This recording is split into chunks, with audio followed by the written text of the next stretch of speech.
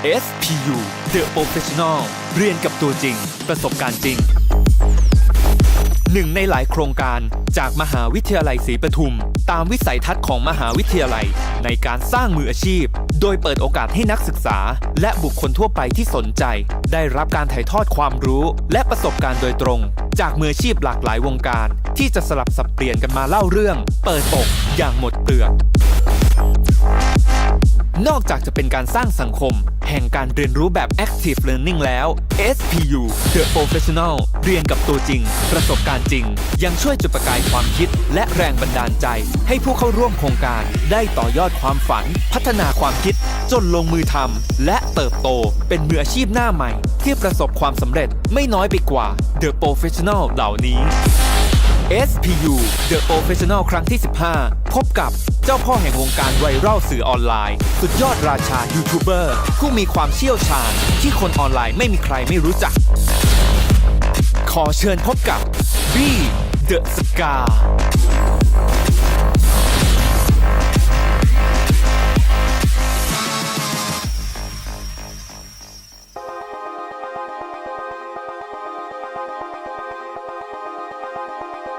การที่เราอยู่กับอะไรเดิมๆครับอยู่กับอะไรเดิมๆมันก็จะได้แค่อะไรเดิมๆเหมือนเราอยู่ในกาลาแต่พอเราไปเจอกับสังคมข้างนอกเขามีแต่คนเก่งๆเขามีไอเดียมีแนวคิดต่างๆเราก็ได้อิทธิพลตรงนั้นมาครับผมว่าอย่าทะนงตนว่าตัวเองเก่งลองนึกภาพความฝันตามผมก่อนนะครับผมอยากเป็นบิลเกตถ้าไม่อยู่ปีหนึ่งเป็นโปรแกรมเมอร์รู้สึกว่ามีบริษัทเป็นของตัวเองมันใช้เวลาประมาณ 5-7 ปีตามความเทพของเราถ้าเราเทพมากก็5 ปีแต่ถ้าเราปกติก็คงประมาณ7 ปีนะครับนานใจร้อนวัยรุ่นใจร้อนลองที่จะออกมาไหมก็ลองที่จะออกมาไหมก็เลยตัดสินใจครบ1 ปีพอดีอย่างน้อยว่าได้วุฒิ1 ปีเผื่อไปสมัครงานที่อื่นต่ออะไรเงี้ยครับก็เลยออกมาเราพนงตนว่าเก่งมีคนดูเยอะปรากฏว่าสวนทางเลยครับสวนทางโดยที่ยอดวิวคนดูเราก็ดรอปนะครับไปแคสหลายๆที่ทั้งที่เราก็มีชื่อเสียงมาก่อนแล้วว่าเดอะสกามาแล้วก็ไม่ได้มีเดอะสกาก็มีบ้างแต่ไม่ค่อยได้ส่วนใหญ่ไม่ได้เลยจนไม่มีรายได้ครับแฟนคลับส่งลิงก์เพลงกังนัมสไตล์มาครับผมทันกังนัมสไตล์ไหมครับทันนะครับกังนัมสไตล์พี่เพลงนี้กำลังมาเอาหน่อยไหมจัดเลยเอาหน่อยไหมอะไรเงี้ยครับเรามาอีกแล้วว่ะฝันมาอีกแล้วว่ะฝันมาเรื่อยๆเลยนะครับไม่คิดอะไรครับตอนนั้นโอเคเมื่อทุนเราไม่มีเราก็เรียกแฟนคลับผมไม่มีตังค์ไปจ้างนักแสดงอะไรเลยครับผมก็โค้ชบอกแฟนคลับผมจะทำเพลงนี้นะล้อเลียนมีใครเอาบ้างปรากฏว่าประกาศไปบนแฟนเพจมีคนสมัครเข้ามาประมาณ20 คนคนไลฟ์แฟนเพจอยู่ประมาณ 80,000 ตอนนั้นครับคนสมัครมา20 คนโอ้เจ๋งแต่ได้แล้วแต่มานัดคิวกันอีกทีคนว่างประมาณ10 คนที่ตรงกันแล้วก็โอเคเรียกมานัดกันซ้อมบนห้องบนหอเลยซ้อมก่อนนะปะกังน้ำตายวุบผมยังจำวันบรรยากาศการอัปโหลดคลิปนั้นได้เลยครับมันเป็นบรรยากาศที่แบบตัดเสร็จแล้วจะเป็นไฟมาแล้วก็เลยอัปโหลดไปนะครับพร้อมกับน้องอีก2 คนที่อยู่กับเราปรากฏว่าคนดูวันแรกเยอะมากครับคนดูวันแรกเยอะแบบประมาณ 300,000 เท่าที่จำได้ 300,000 ในวันนั้นคือแบบมันเป็นครั้งแรกของผมที่ตั้งแต่ทำวิดีโอมามีคนดูเยอะมากตอนนั้นมีไฟกลับมาอีกครั้งเริ่มมีรายได้ครับผมก็เลยไม่รออะไรครับตัดสินใจตอนนั้นตัดสินใจเปิดเป็นบริษัทเดอะสกาฟิล์ม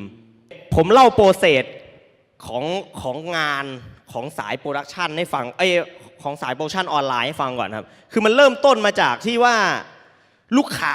สินค้าเนี่ยอยากทำโฆษณาออนไลน์ตัวหนึ่งเขาจะมาบอกเอเจนซี่ว่ามีแคมเปญนี้หรือโปรดักต์นี้อยากทำตัวเอเจนซี่เนี่ยเขาจะเป็นตัวกลางระหว่างลูกค้ากับตัวเราเขาก็จะเสนอเรา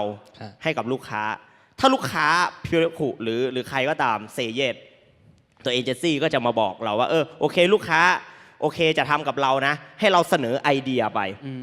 โปรเซส ต่อมาก็คือการเสนอไอเดียครับทางทีมผมก็ได้เมสเซจหรือคีย์เวิร์ดจากลูกค้ามา แล้วก็มาคิดไอเดียกัน พอเราได้ไอเดียสัก3 เรื่องหรือ 5 เรื่องเราก็เสนอสิ่งนี้กลับไปหาลูกค้าครับ กลับไปหาลูกค้า ตัวลูกค้าก็จะเลือกกันแล้วว่าอยากได้ไอเดียไหนหรือชอบทั้งหมดเลย ก็เอาไอเดียนั้นมาผลิตหรือโปรดักชันผมตั้งตัวเป็นใหญ่ก่อนคือตั้งตัวเป็นใหญ่หมายความว่าลูกค้าเป็นอะไรเป็นไม่ว่าจะเป็นสินค้าอะไรก็ตามครับตัวผมมีไอเดียแล้วผมจะแมทลูกค้าเข้ากับไอเดียที่มีแล้วยิงกลับไปหาลูกค้านั่นหมายความว่าคนดูเราเนี่ยจะดูที่เป็นตัวเราเพราะว่ามันเป็นไอเดียเราอยู่แล้วอย่างที่บอกครับคนดูเขาไม่ชอบการฮาร์ดเซลมากแต่ถ้าสมมุติเราแมทสินค้าเข้าไปอย่างให้เนียนความสนุกของการทำงานคือทำยังไงให้สินค้าไปอยู่กับตัวคลิปได้เนียนอย่างตัวผมจะเป็นอย่างนั้นเพราะว่าโอเคพอผมทำแล้วผมรู้สึกว่าผมทำไปเพื่อนยิ้มผมสนุกผมมีความสุขโอกาสมาผมได้มีโอกาสได้เข้าวงการบ้างได้ไปออกรายการบ้างโอกาสก็มาตังก็มาคำถามแรกคิดว่าเข้ามาเป็นยูทูบเบอร์หรือมาทำเป็นอินฟลูเอนเซอร์ทำคอนเทนต์เนี่ยรวยได้ครับผมพูดตรงๆว่ารวยได้แต่กว่าจะมาถึงตรงนี้ครับมันต้องผ่านอะไรหลายๆอย่างมานะคุณต้องสร้างคนติดตามคนต้องสร้างแฟนถ้าสมมุติคุณมองเรื่องตังค์ผมเชื่อว่าอาจจะเฟลทำไปแป๊บหนึ่งอาจจะเฟลแล้วก็ทำต่อไม่ได้ทำยังไงคนถึงจะชอบวิดีโอเรามันมีคีย์พอยต์บางอย่างอยู่ในตัววิดีโอว่าถ้ามันมีสิ่งนี้คนจะสนใจคนจะชอบสิ่งที่ผมได้สังเกตเห็นคือวิดีโอที่เราทำเนี่ยมันต้องตอบได้ว่าดูเสร็จแล้วมีความรู้สึกอะไรทำยังไงให้คนอยากกดเข้ามาดูของเราถ้าสมมุติเราหยิบ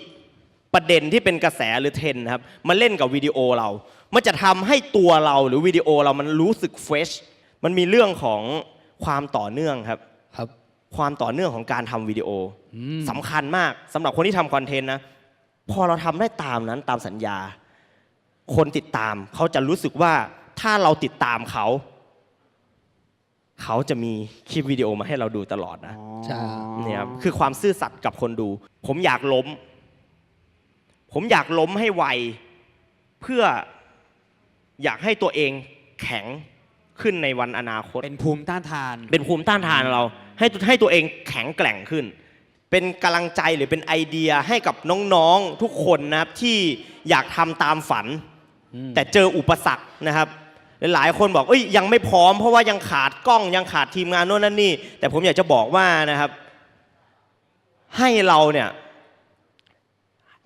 ถ้ามันนึกถึงตัวผมนะครับผมเริ่มทำตั้งแต่ผมยังไม่มีอะไรเลยนะผมมีแค่โน้ตบุ๊กตัวเดียวนะครับสำหรับใครที่บอกว่ามีอุปสรรคมีปัญหามีความไม่พร้อมต่างๆผมอยากจะบอกว่าให้เริ่มทำสิ่งที่น้องต้องการหรือสิ่งที่ชอบนะครับให้เริ่มตอนยังไม่พร้อมนี่แหละครับมันเป็นเวลาที่ดีที่สุดครับผม